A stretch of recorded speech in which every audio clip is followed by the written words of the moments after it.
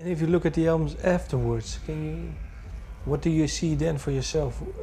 How is the band evolving, and what are the thoughts behind that evolvement? Yeah, so after that we got an idea like, okay, this is as far as we're gonna go in non-metal territory, so to speak. It sort of told us that, and I'm really happy about it, because I think it would be problematic. Some bands in metal, or especially in extreme metal, have got this impulse in their careers where they feel that they're being typecasted or stuck, or maybe even like the Emperor guys talked about, that they're being sort of almost bullied by their own fans, because everybody wants the first mini album to repeat itself forever, and you get really disappointed when you try to do something new. People give you shit and blah blah. For us, we felt that it was really liberating. We went over the line. We went totally overboard, and sort of really tested the limits of our own and our fans' limits of acceptance.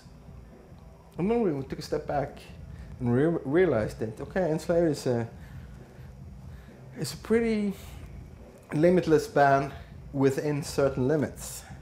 We had two thoughts in our heads at the same time. We have to be hard, aggressive, and at the same time experiment with melody and psychedelic and all that stuff. So after Monumention, I think we started feeling really secure about it. It's like, I think, this is probably going to sound really stupid, but for some confused people, maybe it makes sense. You can talk about musicality in the same sense as sexuality, maybe. You don't really know, if you're a confused person about your own sexuality.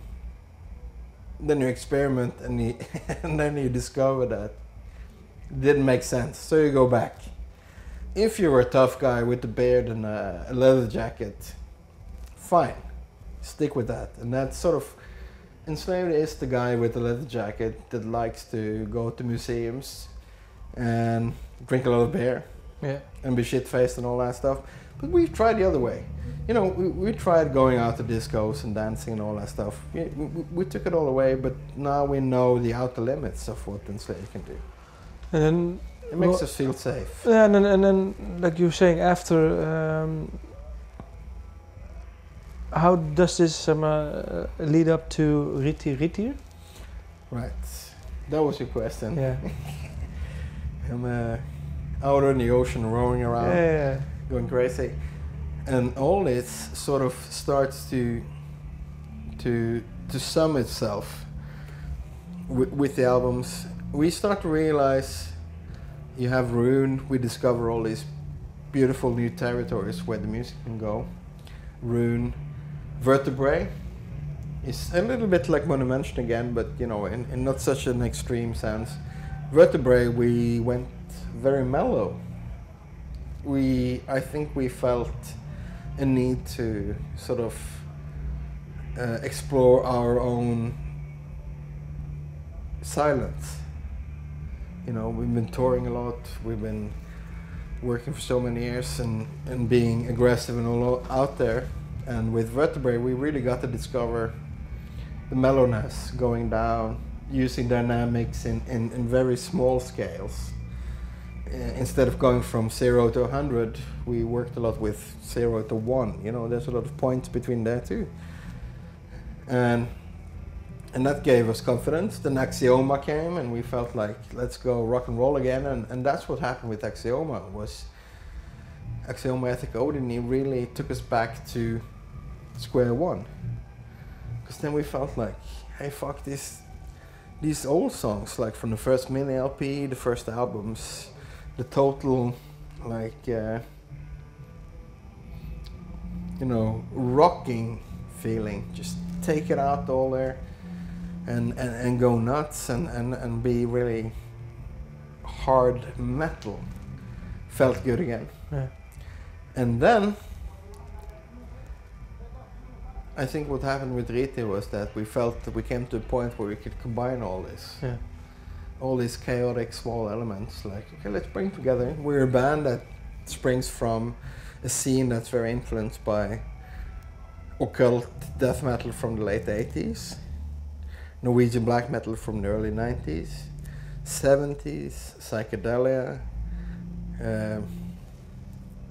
all kind of weirdness, and all at the same time very inspired by our own history. And that's where you hear in RIITIIR, I think. You go from the mellow parts and you go to the really like outspoken black metal parts. Can you say that, well, can there be one album that you say, well, this is the defined album that Enslaved will make, or will there always be a next album that is, well, even more enslaved, more using the elements that you've just talked about? Exactly, that's what's going on. That's so there always will be another album. Okay. It's trying to catch, you know, it's the sense of the balloon with the dynamic material, that when you try to close it, it's not like it's the classic of it's gonna squeeze out there, but when you try to squeeze it, it grows a little bit, so you can never really catch it. It just, you know, every attempt of trying to confine it makes it just go more weird. And will it ever, it's a stupid question, I know, but will you ever make the balloon go, well, stuck?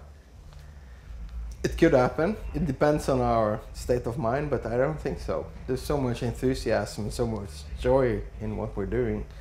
And, you know, playing in the band makes us listen to other music, and listening to other music makes us more motivated to play in the band. Mm-hmm. And we can be at a festival like this and listen to a band from the side of the stage and become totally inspired by that. Or, you know, there's just so much things.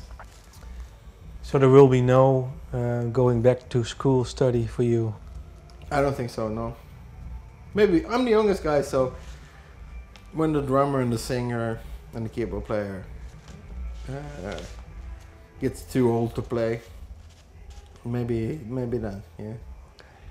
So that's, well, the Stones are 70 now, so yeah, maybe within 40 years, 30 years, I mean. Yeah, 30, 40 years. Everything's possible, but at that time they will have technology like Futurama that maybe I can just have their heads. Sounds good. Thank you for your time. Thanks. Thank you. Okay. Long interview, but I liked it. Me too. I think I said more than I normally say, but I think the build-up